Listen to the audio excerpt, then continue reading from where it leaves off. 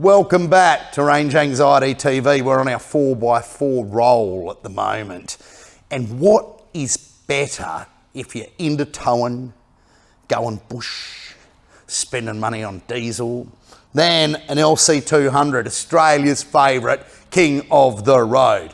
I mean, I like 300 series as well, but there are some people dyed in the wool that just 200, 200, 200. V8, mate, you know?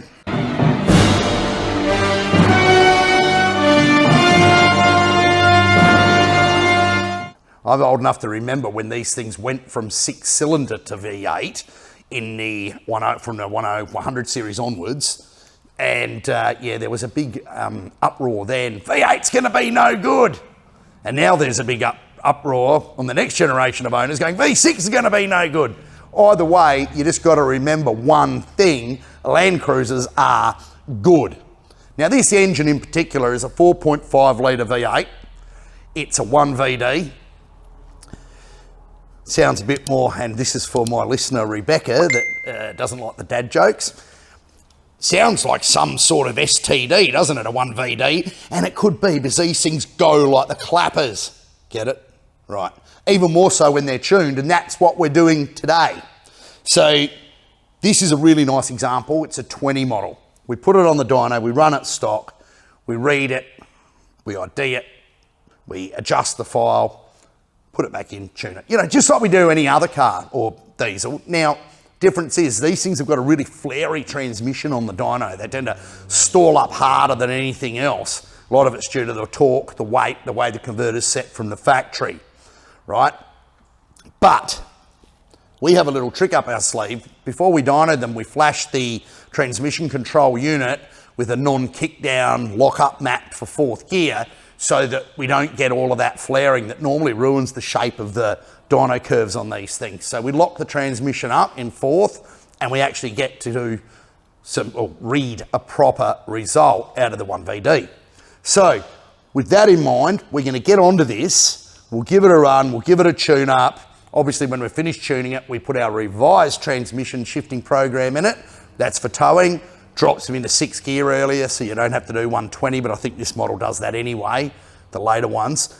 But we also apply the torque converter lock earlier, so that when you're towing, it just tows more efficiently and uses less fuel, which is, you know, one part of it with diesel being over $2 a litre. So let's get the laptop plugged in, wave the magic wizard wand all over it, and let's see what we can coax from this big black bad boy.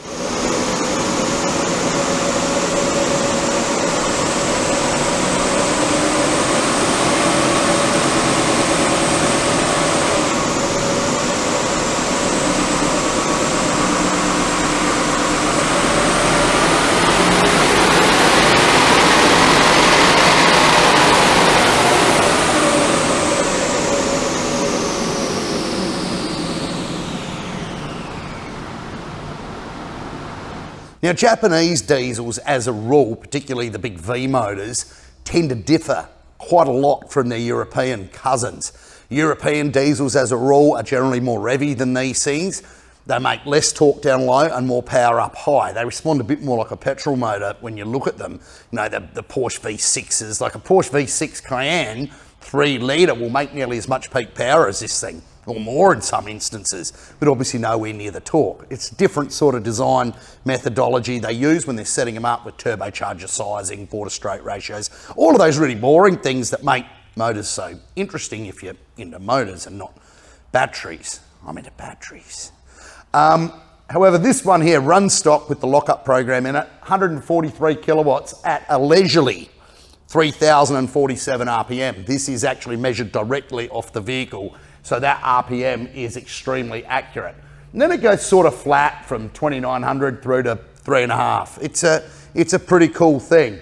Air fuel ratios in the 17.79, so let's just say 17.5 to 18 to 1, which is quite conservative. Torque, again, it does pick up a bit against the converter, not massively, like that would hump hugely if we didn't have it locked. But, you know, mid 500s to starting out at 580 or 590. So overall, that's not bad, but let's see what a tune does to it. Bring it up, Gazza. Boom. Now, the first thing you notice, forget about the power and torque for a minute, we're achieving huge gains with stock fuel mixtures. So that's great. That means your exhaust gas temperatures stay the same as they did, you know, so there's no overheating the diesel engine, which they don't like overly rich mixtures. They make plenty of power and they blow plenty of smoke, and they also blow up if you do that. So a nice conservative mixture, and we're able to take it like, you know, what did the thing make peak before? 143, Gareth. We're making that, instead of at 3,000, we're making that at 2,300 now, or 2,350. That's how much these things improve. Then it runs away to a peak of 166.8 kilowatts at the wheels. That's a massive gain. That's a great gain. And, you know, great for overtaking when you've got a van on the back, should you want to pursue such activities. Even better though is the torque. So if we go back here into the meat of it, you know, at 2,500, we've made 130 to 140 Newton meters more torque. Now you're going to feel that. This is no longer a 4.5. This drives like a 5.5 or 6 litre.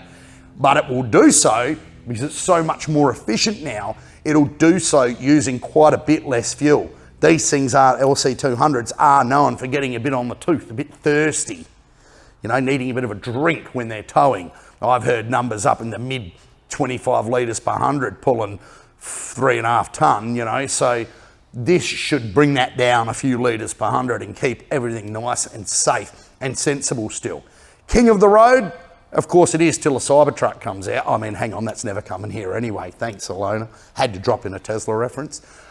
King of the road, yes. Not a bad rig, big, comfortable, quiet, and now has more grunt than Paul Keating's pig farm. So that's what you need. This is what we like doing down here. So thank you for listening or watching Range Anxiety TV. We'll be back with something a little different in the next episode.